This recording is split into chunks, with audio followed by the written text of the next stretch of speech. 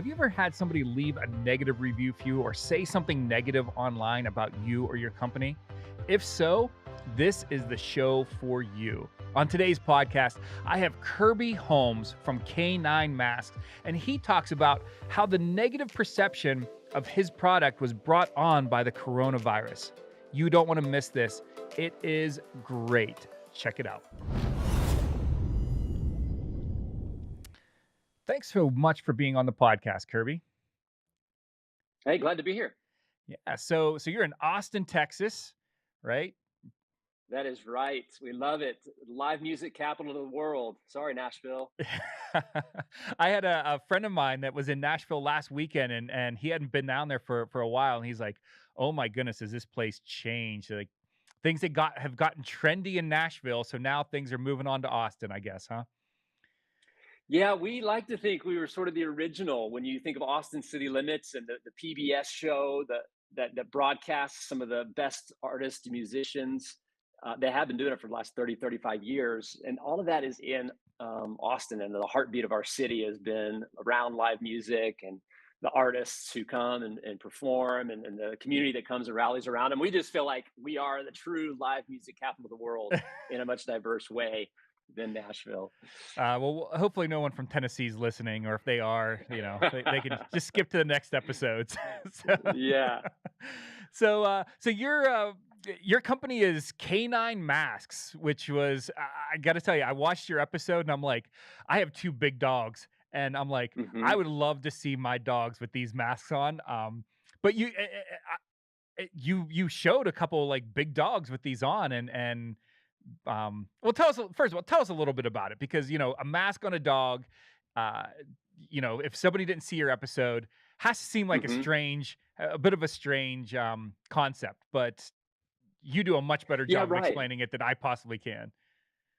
No, I think it is a confusing idea to put a mask on a dog, especially in the time we're living in, where there's like masking for a pandemic, and then you have anti-maskers for the pandemic. And is this all about the pandemic or not? And why put a mask on anybody? So there's sort of this a weird timing of our business. But let me tell you the story of how we got to where we are, and even the concept of would a dog wear an air filter mask, and why would one want to wear an air filter mask? Could it benefit a dog? So this started back in 2017, the idea for the business. Hmm. But the story in my life starts way before that. I grew up in Texas, but I would travel out to my grandparents' house in Southern California. They lived in a little city called Ojai, which is just north of the LA area. And Ojai is kind of the first city right just south of a national forest, a big national forest there. And even as a kid, I'd spend my summers with them. And my grandparents had a pool out on the back deck, and they had a black lab named Sugar that would be out there with us. My brother and I, we'd be out there, we'd be swimming, we'd be eating outside because of the beautiful weather in Southern California. Sugar would be out there with us enjoying the summer days. But my grandparents would tell us of the wildfires that would come up over the hills that are in their neighborhood, right behind their neighborhood, out of that national forest. And just terrifying blazes that firefighters would have to rush to put out the fires to try to save and protect their neighborhood. And, property damage and Hmm. personal damage and loss of life. And so as a kid, I was just always terrified of the idea that these fires would consume my grandparents and their property and their dog Sugar. And um, so that was kind of childhood memories. Didn't think much of it until 2017, when the the campfire in California burned down the whole city of Paradise, and 100 people lost their life, and the Hmm. entire city was destroyed. And it was during those same wildfires in Northern California that I remember watching a San Francisco Giants baseball game on TV, and there was so much wildfire smoke in San Francisco that during the game, you could see the fans sitting in the stands wearing air filter masks to protect themselves from the wildfire smoke. And as I just thought about the devastation, I thought about people and their need to be protected from this wildfire smoke because it contains so many toxins and things that are difficult for respiratory and cardiovascular health. I just began to think about my childhood with my grandparents and their dog Sugar, and as much as people are protected from smoke, are dogs being protected from smoke? And is that a reasonable thing to say, okay, with the increase in wildfires, And if you attribute it to climate change or not, there does seem to be, and it's been true now, 2018, 19, over the last 5 years, tremendous increase in wildfires in Northern California, even up through Washington, Oregon, and Western Canada. Mhm. Something's changing. And so I just took my love for dogs, I took my experience from my childhood, and this idea that people are starting to have to protect themselves in that part of the world from wildfire smoke. Would a dog need the same kind of protection? So that's kind of where the culmination of my life story and this product idea of solving a problem came together. And I think through that, and I've seen pictures from the wildfires, and I know that this sounds so crazy, but I watch the footage, and you see the devastation that happens. But the Mhm. pictures and stuff that really get me are the domesticated pets that are like Mhm. they'll show the burned down house and the fires Yep. and all that stuff, and then there's the dog standing in the middle of the road, like not has no idea what happened, has no idea where its owners went, all those types of things. As a pet owner myself, you're like, my goodness, that would be Mhm. devastating. Let alone my pet gets injured by something like that. So I think it's a genius idea. I really do. And I'm sure you do Yeah. too. Right? That's why you went down this No, path. I think those kinds of images and those stories that were being told of, families losing track of their pet and their pet, surviving the wildfire or returning to the home or getting to a shelter, being picked up and being turned into an animal shelter, that all those stories began to be told and those images began to be shared. And I think that's what resonated the most with me, that I wonder if there's a solution for an increasing problem, which is wildfires, and knowing that because of the toxicity of much of that smoke, because it's not just vegetation burning, it's buildings and it's rubber and it's tire and it's plastics and Hmm. gasoline and all this other. It's those massive wildfires are burning so much that the levels of toxicity are so high that we got to keep track of that. And because dogs have to go outside and go for walks several times a day, they're not a cat where you can just Right. stay inside all day. They have to go outside. And if you can look at some of the pictures or watch footage of some of the ash, the amount of ash that's in the air, every breath you took in some of those situations, you'd be breathing in physical debris of ash into your mouth and lungs. And so, just quite simply, can you protect a pet from air pollution in that environment? And we just said, let's try to solve that problem. And I'm not much of a designer, but my cousin Evan, he is. And so I proposed to him, I said, hey, Evan, look, you've got 3D printers and you've got lathes and you've got all kinds of stuff in your garage that you tinker with and toy with. And um, what if we together tried to build a prototype of a face mask to put on a dog to protect it from wildfire smoke? And he agreed that'd be a fun project. He's like, surely this exists. And I said, but Evan, I've done everything I can do to find this product, and I have not found it anywhere globally in my searches. And but it seems like there's a real need. And so he began working on prototype solutions for us. Hmm. I built out a website to say, I wonder if this is a product that people would be interested in. And so I put together a website around an air filter mask for dogs and see if we could get any hits, because nobody was directly marketing or had done any search engine optimization for that search term of air filter mask for dogs. And so our website immediately was number one ranked for that search term, air filter for dogs or wildfire smoke for dogs. And so we immediately started generating interest in our product, even as we're just putting pictures of prototypes and starting to write, blog posts around air pollution and pets and the impact. And we pretty soon gathered a list of 1,000 email addresses from people that were interested in a product if we could find a way to create it. It's really interesting that the way that you guys went about this, because I think a lot of entrepreneurs start off with, I think this is a great idea, so I'm going to spend a lot of time and effort and money and all those types of things without actually doing some general or like some realistic market research. I mean, and Hmm. you have the most organic. That's very organic market research, right? Am I getting Yeah. hits on a website based off of this? And in this day of and age, that's not a terribly expensive way of doing market research, right? I mean, it's you build a general Not at all. website, you write some blogs, do a little SEO. I mean, you're talking about, even if you had to pay somebody to do it, a couple $1,000s. Um, Yeah, right, eh, right. I mean, our initial investment into our business was $7,000 out of our pockets, but we pretty quickly said, well, you know what? We think we have a workable prototype that would help protect the dog. Why don't we do a crowdsourcing campaign and see if these 1,000 people have enough interest in saying, well, let's fund the first run of your product. And so that's what we did. We started a Kickstarter campaign. We put up what it is we want to create and why we want to create it. We want to help protect the health and safety of animals in these wildfire crisis. And sure enough, out of that list of 1,000 people, and maybe others that found us on the platform, they fully funded a $10,000 campaign within those 30 days. And that gave us some confidence of going, okay, we'll put in some investment, but we're going to ask this community to join us. Mhm. And enough people love their pets enough to say, yes, we want to protect them in these crisis situations. And they joined us. And that's how we had the launch of our first production. You know what I think that the a lot of the sharks missed out on is how much people are willing to spend on their pets. Like that's, Hmm. uh, I mean, Yeah. you're in this industry now, right? So this is you're aware of that. But my family will spend stupid money on our two dogs that. Like Hmm. everything from Halloween, we don't do Halloween costumes, but you see the Halloween Yeah. costumes, through booties to make sure that the Right. I mean, and now masks to make sure that they're healthy. I mean, it is a Hmm. huge market. It really is. So, Yeah. And I think one of the things that, we've gotten a lot of pushback from dog lovers who say, well, look, there's special, unique features of a dog that are not human like that you need to take into account. They kind of saw our product as a money grab. Like you're going to use fear to sell a product, but because a dog really needs to be able to pant to cool themselves. That's their one mechanism for cooling themselves is mhm. panting. And if you put a mask on them and you cover up their ability to pant, you're going to be killing dogs and you don't care about people or pets. You just care about making money. And so pretty quickly we realized that there was some pushback to our product. It's not a simple just plug and play product. There are some warnings and some safety concerns around animal health that we had to consider.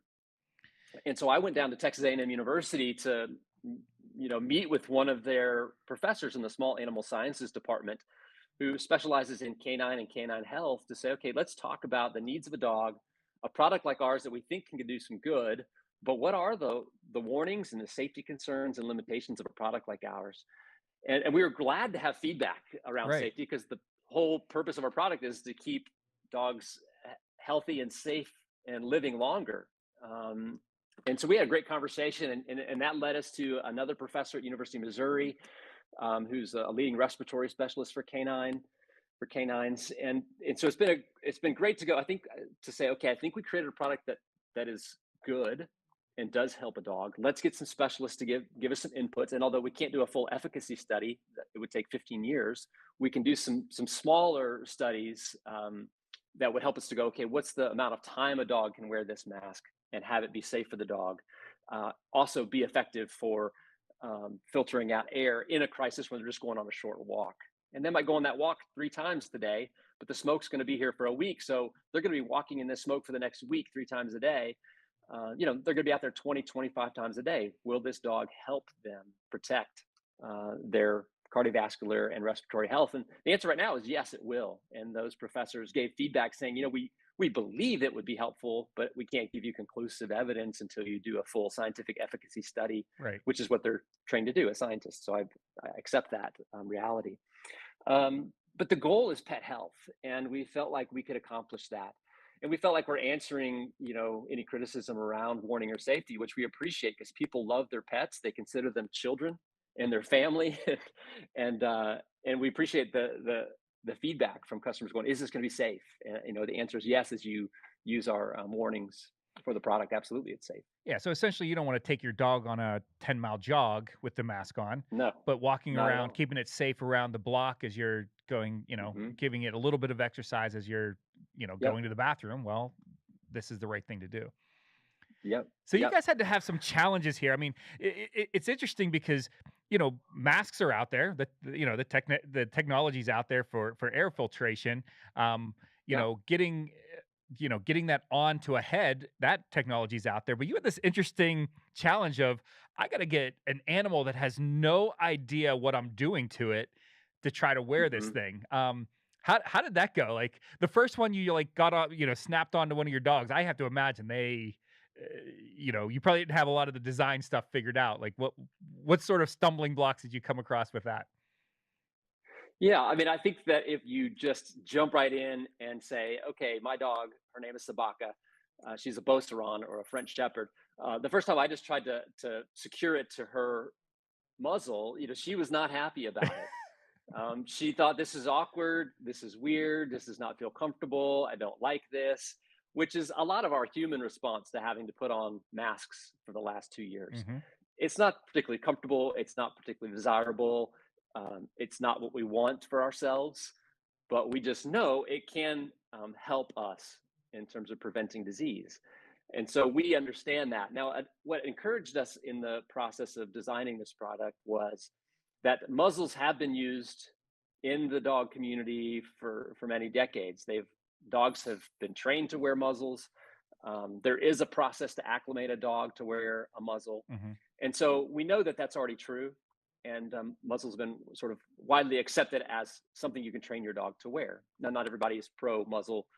There's some anti muzzle, but uh, it's something that a dog can do. So that encouraged us. We just began to learn techniques that if you put a treat in the bottom of our canine mask, here's an example of what a mask for a dog would look like. But it's actually just a little treat container. If you drop a treat down in the bottom side of the mask, uh, a dog will happily stick its face in there to get a treat out. And so that's just part of the training, is to go, this is a treat factory, it's a little vending machine for treats. Go ahead and put your face in there. And you can use some training techniques to get a dog familiar with it. That's that's great. And I guess I didn't put the muzzle thing together because but that's really what you're doing. It's a filtered muzzle, I guess is a great way Yes. of describing it. Wow. Yep. So you guys do your Kickstarter. Uh-huh. You've done your design work, you've done your prototypes. Now it's a real product, and you shipped, I assume, to your you have $10,000 worth of orders. You shipped out to those people, and Hmm. things went well, I assume.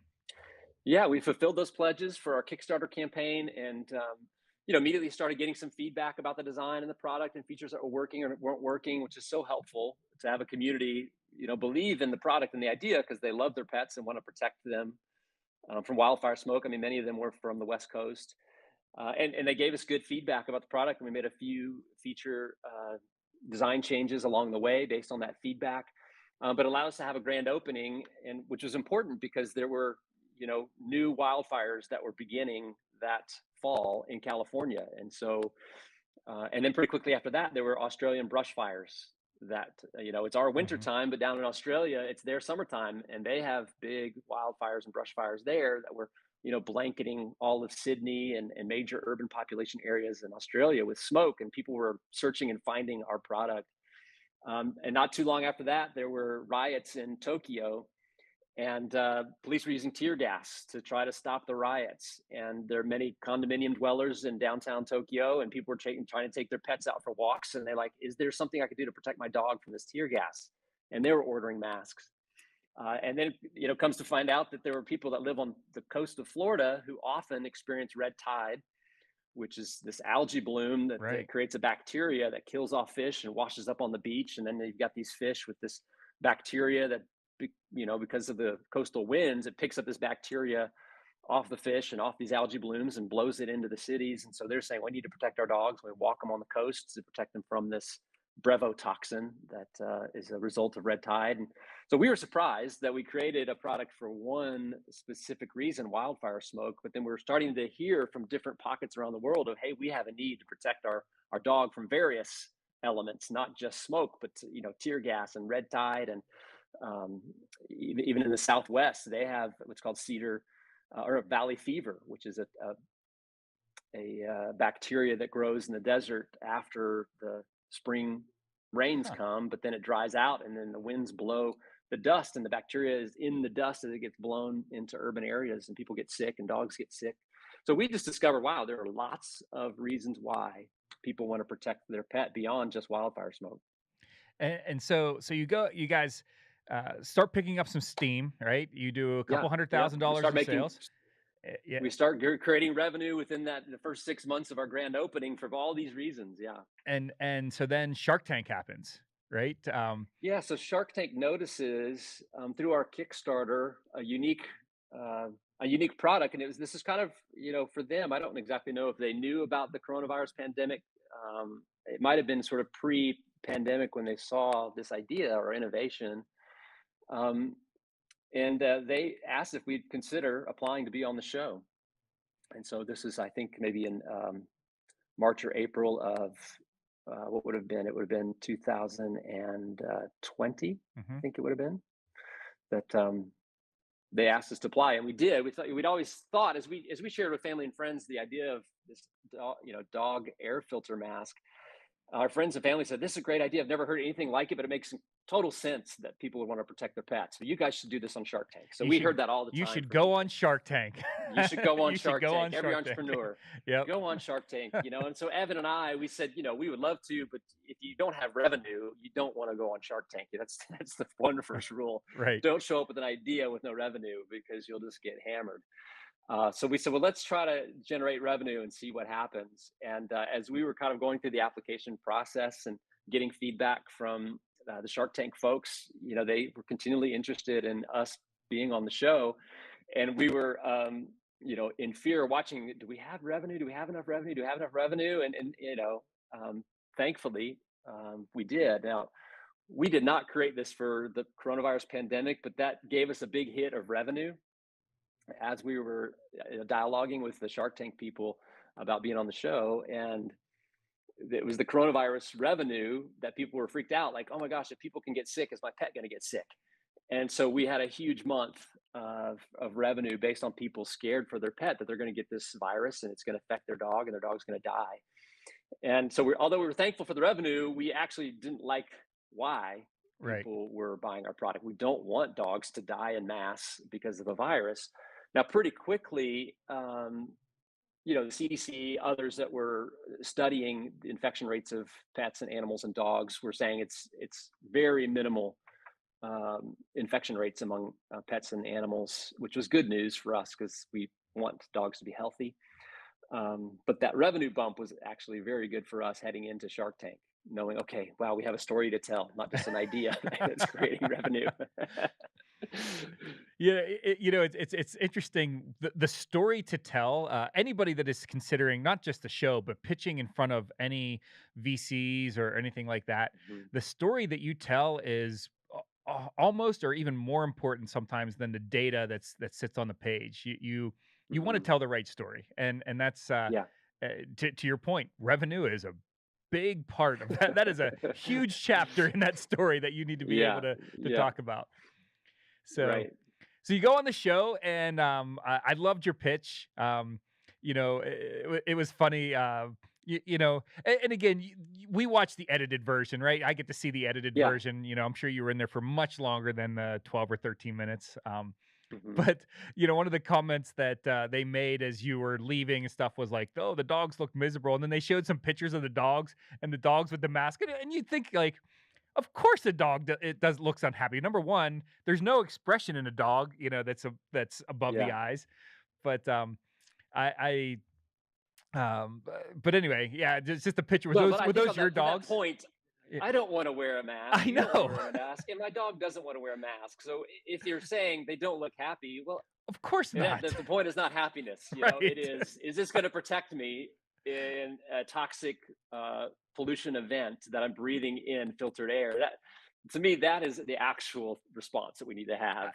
Um, I but I understand their point. I Yeah, certainly I do understand too. their And of point. course they're there to make good TV and stuff like Sure, that. But sure, of course, of so course. so so you go through, you do your pitch, everything, kind of a mixed bag of reactions. I know that you had some really great feedback. Lori Hmm. was said something about, how happy she was that you had created this and things like that.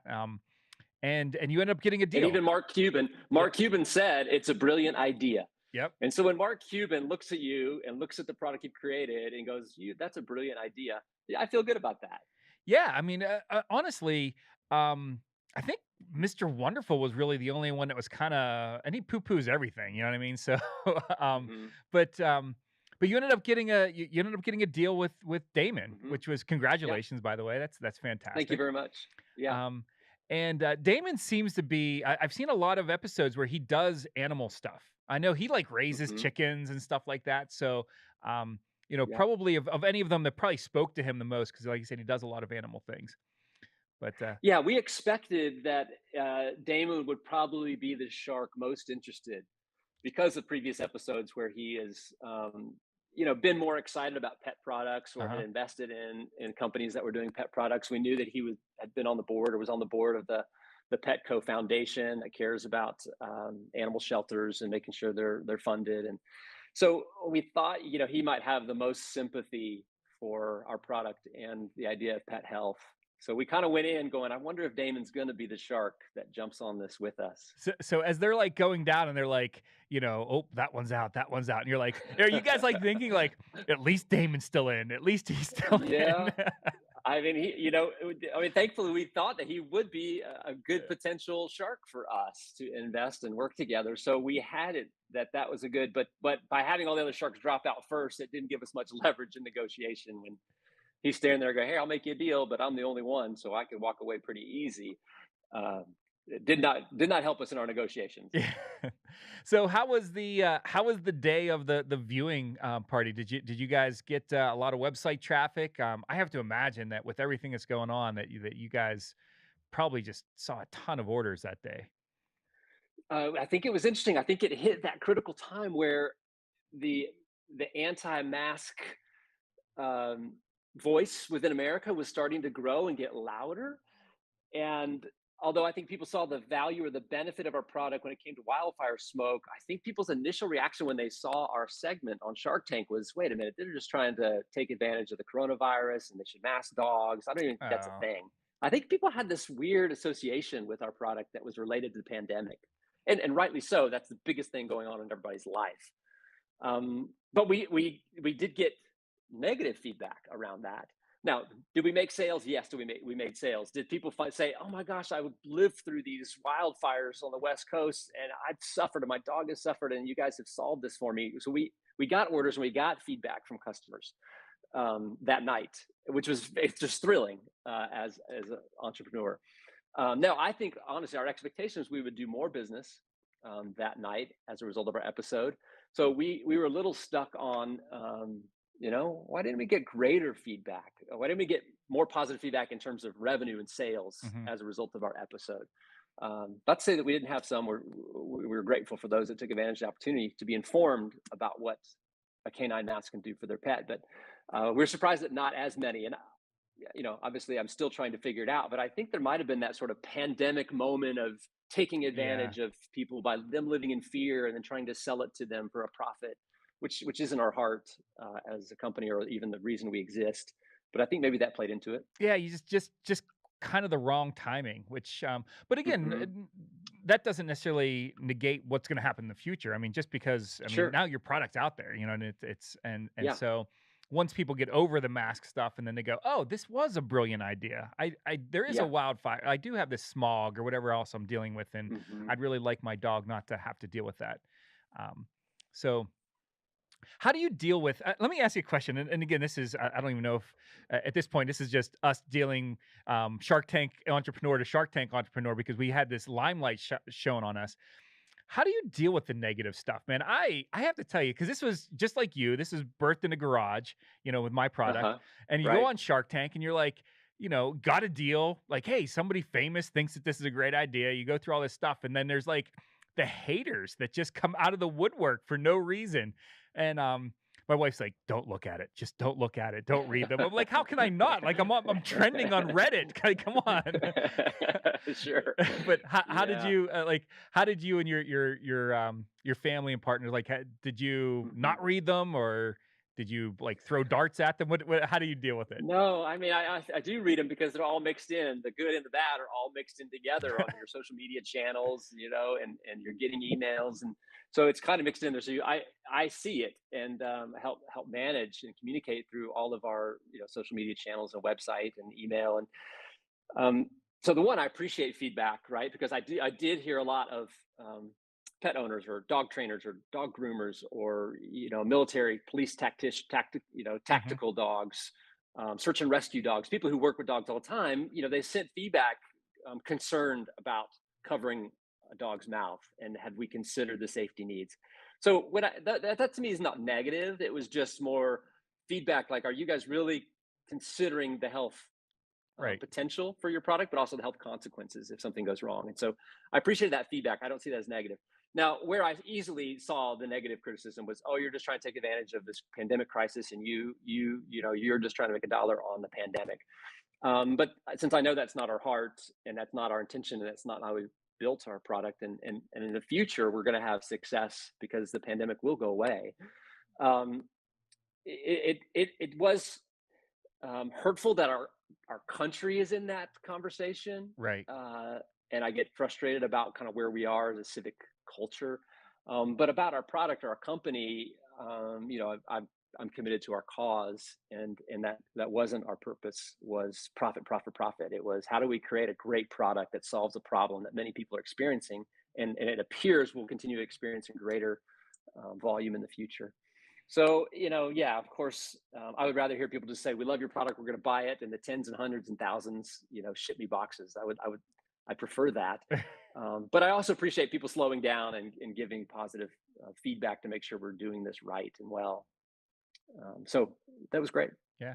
So what's next for what's next for you guys and canine masks? I know on the show you had mentioned some possibly other animals that you guys were Hmm. looking at. Although cats seem to be a challenge.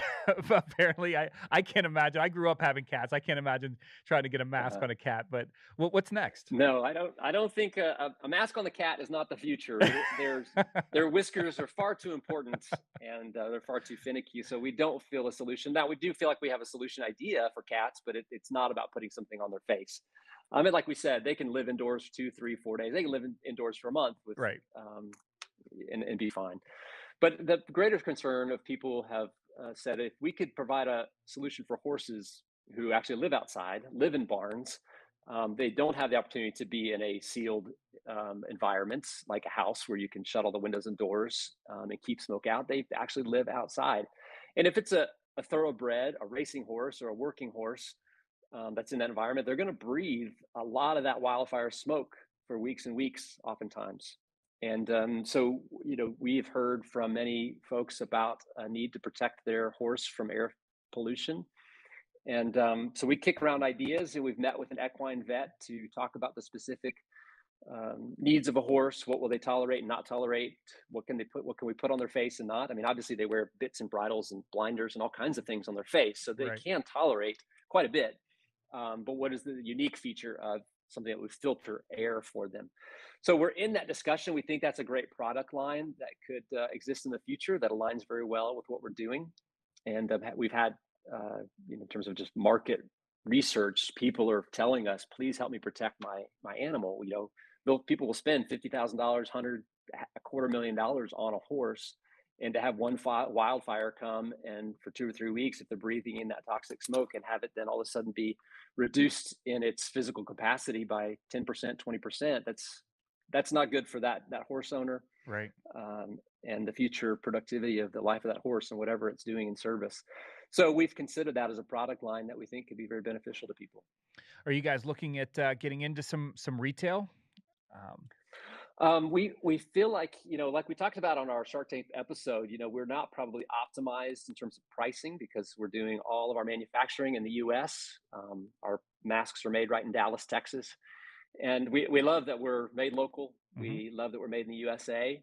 Our pricing in terms of manufacturing is probably higher than what I could get done, overseas, which means our retail pricing is higher. But we need to solve that, so by continuing to have competition even within manufacturers in the USA, to lower some pricing for us to be able to scale through retail. Mhm. We feel like it's a just in time product where people might not buy it ahead of time, but as soon as a wildfire is headed to their city or town, they would go buy it immediately. And so we feel like a retail purchase would be important to just run down the store and get it. We sell about 80% of our sales on our website, about 20% on Amazon. People use Amazon Prime as a way to get things fast, Right. 1 or 2 days. And that does satisfy a lot of people's demand, is 1 or 2 days. But a lot of our orders during wildfire season are next day air, priority air express. It's just something they need it right now. And we talk about it as it's like a fire extinguisher. You don't hope to have a fire in your kitchen anytime soon, but when you do have it, you want a fire extinguisher right under the sink in the kitchen to put it out immediately. And so we do feel like retail would be good to be able to get it within reach of people about to be in a crisis when they see it coming. Yeah, I can definitely see that where to your point, I need it. I can go down to the local pet store or, Hmm. farm supply house or something like that and pick one up. Um, Hmm. yeah. Well, hey, I wish you guys all the luck. Thanks. I think you guys are doing, great things, and I hope that it really explodes for you. So tell us how. Yeah. So you said Amazon, so they can look for canine masks on Amazon, and they also. What's your website? Yeah, our website is k9mask.com. So it's the letter K, number nine, and mask.com. Come find us. You'll see a few products that are made for air filtering smoke for dogs. They are only made in Asia. They are not effective. They will give you emotional support that you're going to do something for your dog, but will not actually filter air for your dog. There's no way to secure our competitors' air filter mask for dogs onto the actual snout of the dog and filter air. Ours is the only one that effectively will do that. So if you start to search and look, you will find competition to ours, but you'll find that our product is built for actual effectiveness, not emotional satisfaction. That this looks like it's going to help my dog. So look for us. We're made in the USA. Um, we have done all the research to make sure this is safe for your pet, and we want you to keep the most important member of your family for many of you, where you get the most joy out of the athleticism of your dog and the most emotional snuggles and support from your dog. For many people in its sort of anxiety and fear-ridden age, they just really do need their pet to love and comfort them, and so we want to help make sure you have a product that will support your dog living for a very, very long time.